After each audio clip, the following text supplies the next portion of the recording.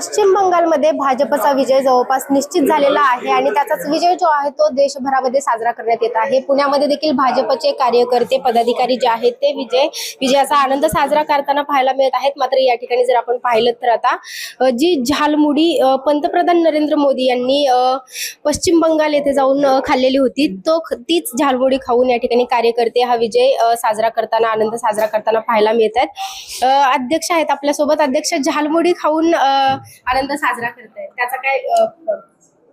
मला असं वाटतं की पश्चिम बंगाल मधल्या सामान्य जनतेला आवडणारं खाद्य आहे आणि आज आम्ही ते खाऊन या ठिकाणी बंगालच्या विजयाचं सेलिब्रेशन करतोय। नक्कीच ती झालमुडी आहे जी पंतप्रधान नरेंद्र मोदींनी खाल्लेली होती। काय सांगाल, तुम्ही देखील या ठिकाणी आनंद साजरा करताय? अनेक वर्षांपासून आम्ही ह्याच क्षणाची वाट पाहत होतो। पश्चिम बंगालमधलं ममता बॅनर्जींचं भ्रष्ट सरकार, बांगलादेश धार्जिनी सरकार, देशविरोधी सरकार घरी बसलं पाहिजे आणि आज त्या क्षणाची पूर्तता होते। सगळ्यांचं स्वप्न पूर्ण होतंय। भारतीय जनता पार्टीच्या नेतृत्वाखाली एक चांगलं सरकार आज पश्चिम बंगालमध्ये स्थापन होणार आहे, याचा आम्हाला सगळ्यांना मनापासून आनंद होतोय आणि इथून पुढच्या काळामध्ये पश्चिम बंगालमधल्या हिंदूंना खऱ्या अर्थानं सरकारचं संरक्षण भेटणार आहे। तिथली बांगलादेशची जी दादागिरी होती, तिथल्या लोकांची दादागिरी होती, त्यांची मक्तेदारी होती, ही मोडून काढण्याचं काम भारतीय जनता पार्टी त्या ठिकाणी करेल, हा आम्हाला विश्वास आहे। पण झालमुडी खाऊन आनंद साजरा केला जातोय, काय वाटतंय? मोदींनी जी खाल्ली होती झालमुडी, त्याचा प्रभाव झालाय मतदानावर?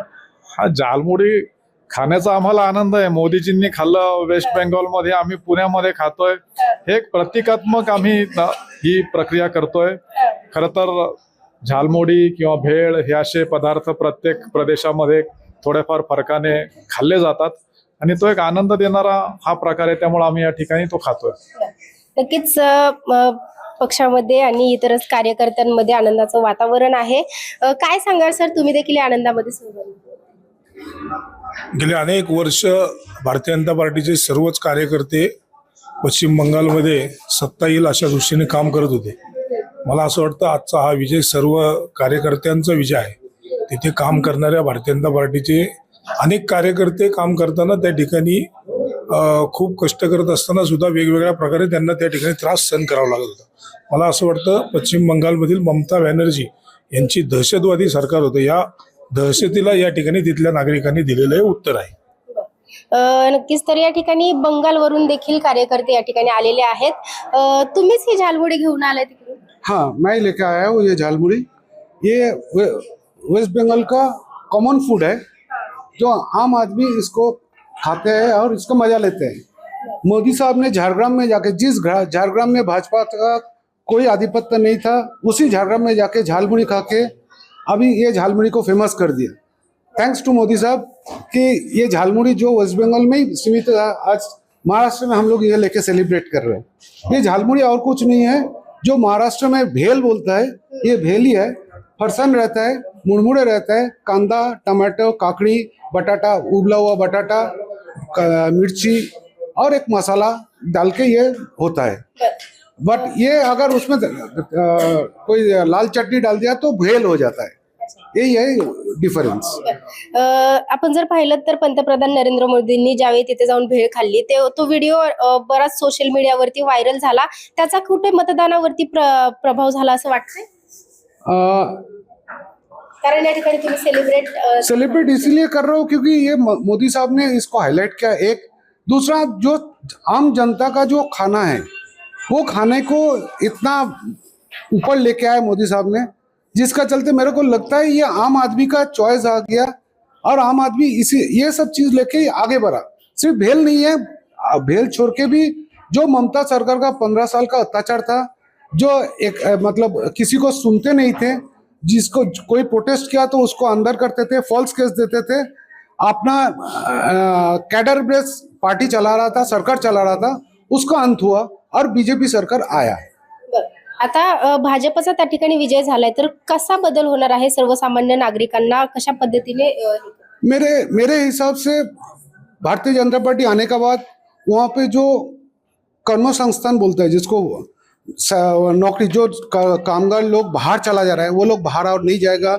बस अपना स्टेट में बैठ के काम को मिलेगा उन लोगों को और स्टेट का डेवलपमेंट होगा।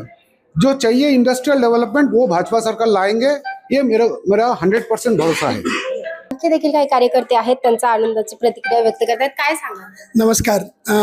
माझे नाव प्रदीप हलदार. मी पुण्याचं बंगाली आघाडीचे भाजपाचा अध्यक्ष आहेत. आम्ही गेले 2 वर्ष बंगाल इलेक्शनवरती काम करतोय.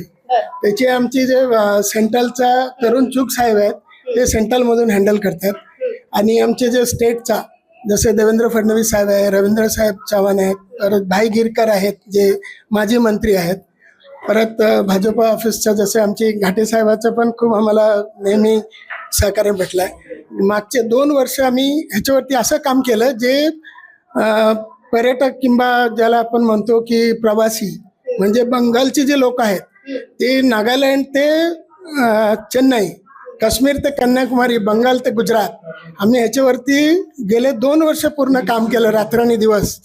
जे त्याच्यात आम्ही आता काही काम केलं म्हणजे बंगालातून जवळजवळ 150 लोक आले तिथून. जसे तुम्ही ओळखत असाल जे रूपा गांगुली जे द्रौपदीचं काम केलं तर ते आले. परत जसं रुद्रनील घोष आहेत, परत निशित प्रामाणिक आहेत, तिथला त्यांची उपाध्यक्ष आहेत भाजपा बंगालचा, त्यांची 2-2, 3-3 राऊंड झाले सगळीकडे. तर आम्ही त्यांच्यासाठी महाराष्ट्रातून म्हणजे मुंबईवरून आम्ही 2 ट्रेन दिले, पुण्यातून आम्ही 1 ट्रेन दिला जो टोटली फ्री ऑफ चार्ज जेवण वगैरे सगळं त्यांची आम्ही त्यांची काळजी घेतली. बाकी जसं गुजरात आहे त्याच्यात सुरत, अहमदाबाद, कर्नाटक, केरला सगळ्याकडून म्हणजे भारताच्या प्रत्येक कोपऱ्यातून आम्ही तिथला जो वोटर आहे म्हणजे त्यांची वोटर ID आणि त्यांच्या वोटर कार्ड हे सगळे कन्फर्म करून आम्ही प्रत्येकाने म्हणजे कुणी बसने गेले, कुणी ट्रेनने गेले, कुणी प्लेनने गेला, कुणी स्वतःच्या कारने गेले. परत जसे आम्ही जसं सुरतच्या अहमदाबादवरनं ट्रेनचे अरेंजमेंट होता, आमच्या मुंबईच्या पुण्याची अरेंजमेंट होती. त्याच्यातून आम्ही मागचे 2 वर्ष जे प्रयत्न केला आणि आता भाजपा सरकार आल्यानंतर आमच्यावरती पूर्ण जबाबदारी आहे. पहिलेपासून आम्हाला सांगितलं गेलं की बंगालची जी आजची जी परिस्थिती आहे म्हणजे गेले 79 वर्ष बंगालचे जे हाल झाले म्हणजे 26 वर्ष काँग्रेस, 34 वर्ष कम्युनिस्ट आणि 15 वर्ष TMC.